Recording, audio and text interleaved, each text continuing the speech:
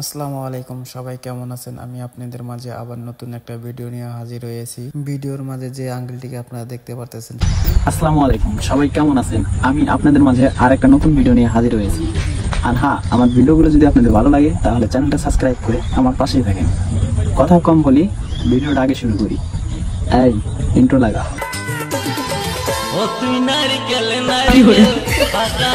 সেই আঙ্কেলটির বাম হাতের দুটো হাড়ি ভেঙে গেছে। সে আসছে আমাদের বাড়িতে চিকিৎসা নেওয়ার জন্য। আমরা তাকে গাছের পাতা তুলে সেই ভাঙ্গা স্থানে লাগিয়ে দিয়েছি এবং কিছুক্ষণ সময় রেখে দিব।